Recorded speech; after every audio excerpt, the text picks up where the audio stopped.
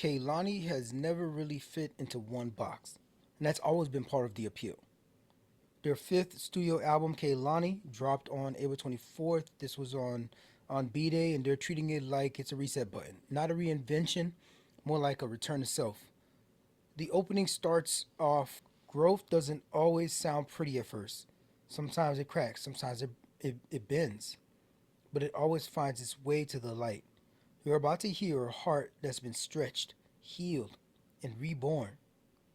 A voice stepping into its truth with no fear, no filter, and no apologies. I am Kehlani. And fans felt that energy immediately.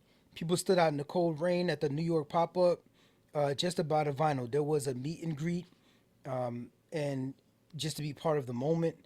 You don't get that kind of love and respect unless the people genuinely connect with you. The timing lined up perfectly. Folded had already pushed into a new lane commercially. Two Grammys, Best R&B Song and Best R&B Performance, and their first Hot 100 top 10 hit. Kehlani carried that momentum straight into this project. Bruh, Folded has damn near has over 300 million people.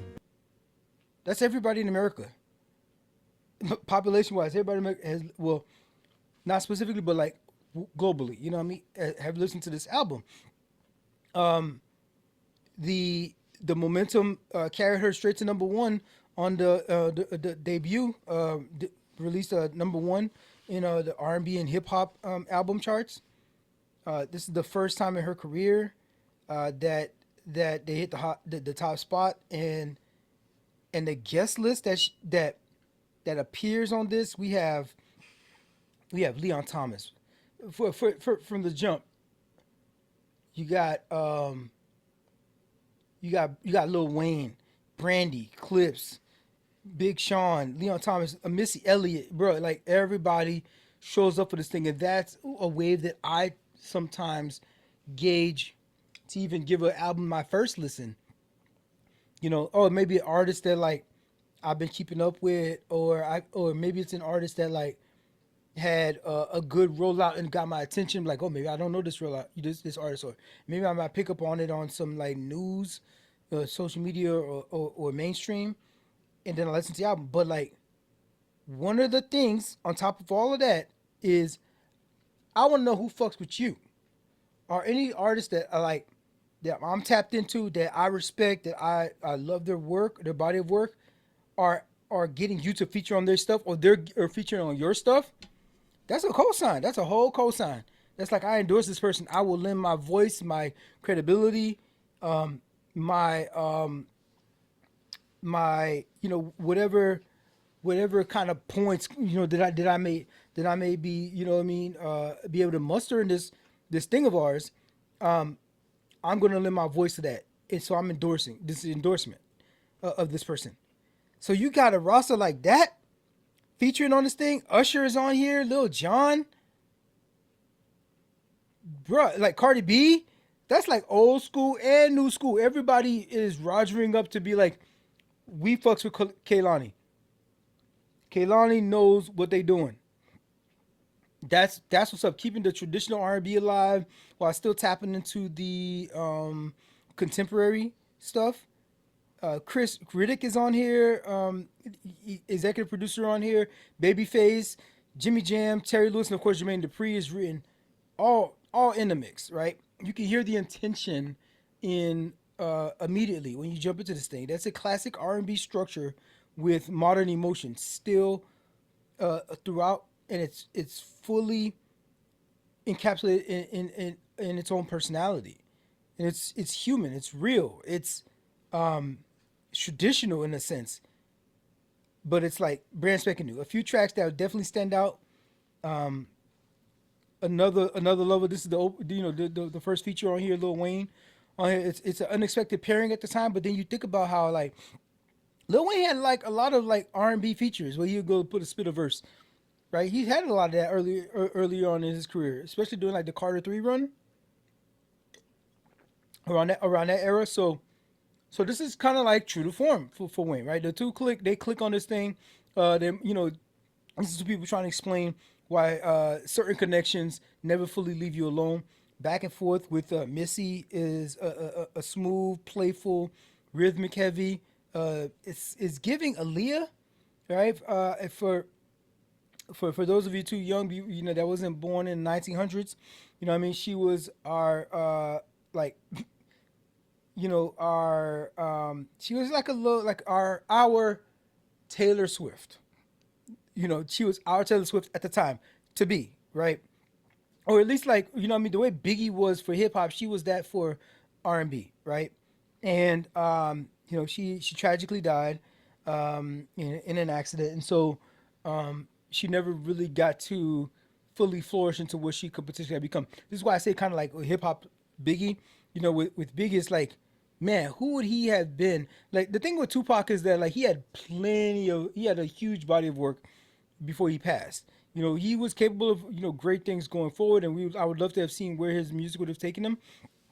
But he had a long body of work, whereas Biggie didn't. He didn't have a chance to really flourish, and so this is sort of the same thing with Aaliyah, and she could have been like that. Maybe even had a career. She could have been like Beyonce before Beyonce, right? So it didn't happen. But hearing Kehlani in this lane is a very, and then paired with Missy Elliott too. It's like a kindred spirits almost, right? It's like you could feel like Aaliyah's spirit like hovering over this project. Folded, of course, needs no introduction. This is the centerpiece of the whole era. It's emotional without slipping into melodrama. The big chorus, it's been doing numbers everywhere. There's real vulnerability in this thing. It's the kind of record that naturally opened the door for wider mainstream attention. I have to say that when I first heard the lyrics to Folded, I didn't fully appreciate what was being what she was really saying on here. Uh, like you think about this part right here, where she goes from the jump. It's so silly to me to act like I don't need you bad. And I kind of skipped that. I skipped that part in my head. I don't know why. It's so early on. I skipped that part. When all I can think about is us being seen, is us since I seen you last. This is somebody who's nostalgic. This is somebody who is like, you know, kind of like sighing and like remembering these times and maybe regretful even. I did not pick up on this when I first listened. It took multiple listens. I know I didn't have to walk away. Oh, she says it explicitly. I walked away. This is the Megan and Clay Thompson thing all over again. Like, is this track the future self of Megan Thee Stallion? Where she's like, no, he wasn't cheating on me, but we didn't have that discussion about monogamy. And when we got there, it went sideways. And I kind of gave up on our whole potential connection. She put him on blast on the social medias and everything. I don't know if there's any coming back from that. It could have been like Clay had an understanding. He thought he had an understanding of what y'all was doing, and he thought you had the same understanding. Then you had a conversation. It turns out, oh, it was the other way, right? And then in the future, maybe you think about it a while, and it's like, I was just, I didn't want to completely just like burn that bridge. This is what she's talking about here. It's so silly to me to act like I don't need you bad when all I can think about is us since I seen you last. I know I don't have to walk away. All I had to do was ask for space. I'm telling you, be on your way when I told you to fall back. So can you come pick up your clothes? I have them folded. Meet me at the door while it's still open. Eh? Eh? I know it's getting cold out, but it's not frozen. So come pick up your clothes. I have them folded. It makes perfect sense now that I listened to that very first verse. It was like, I know, you know what? I should have just said I needed some space. I needed some time to understand what we was doing, what to understand, and then let me think about it and see if that's where I'm trying to be at. And it sounds like Kehlani in this track is like, you know what? Your clothes ain't. I ain't throw them out on the lawn. I ain't burn them on something like and I ain't throw them in the fireplace in a fire pit or something like that out back. She had them folded. Probably even washed them, nice and neat. The situation ain't frozen yet. The door is still open. She's saying there. So like, let's talk. I have some perspective now. So maybe Megan just needs some perspective. I'm not saying Clay's the one, and he may not even. I don't know if he's in that space himself, but I don't know. I kind of like seeing them together. That's just me. I hope things work out for them too specifically, and maybe she has a Kehlani moment with where she, because it's gonna be up to her. It's always up to the woman, right? Where she can say, you know what, I decide that I'm okay with the situation as it is currently, and we have a conversation about monogamy and growing there. We grow to that space, and then you grow to that space, and then maybe you get what you want. At the end of the day, everybody gets what they want. He just needed some time, maybe, to run around a little bit, and you were okay with not being exclusive. Maybe you might show up on the red carpet with somebody else for a couple years or something like that, and then y'all find your way back to each other. It's happened. I have friends who, over 10 years apart, and then they got back together. Now they're married happily, and it just they had to just needed some space. So shout out to Kehlani for having a track like this that's very, um, you know, gives us an insight. You know, what I mean, that it gives us a moment to stop and think about these things that we know, but we need artists like Kehlani to like put this in like start terms for us to really grapple with it in real time and be like, let me have this time with myself to actually like figure out what exactly I want to do. This album feels grounded. It in a way, a lot of it is a healing album, but it's not trying to do too much, and it's never quite out of reach for people that may not be completely in that zone.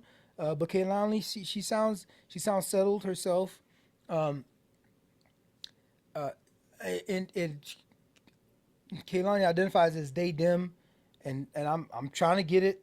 I got it here and there.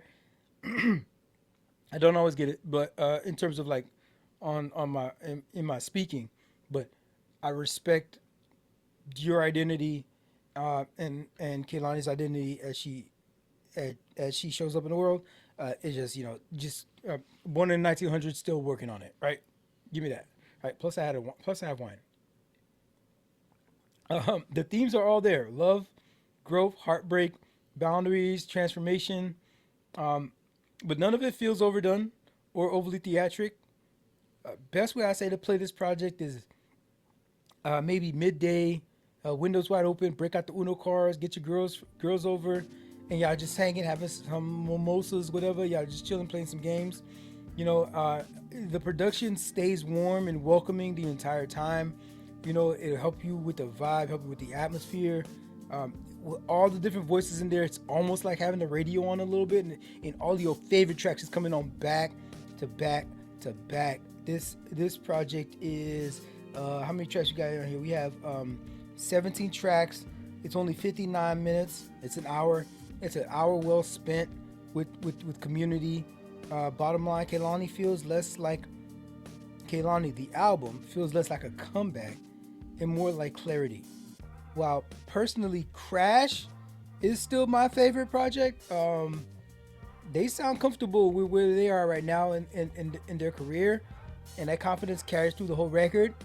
I ain't mad at it because this is another great addition to the catalog.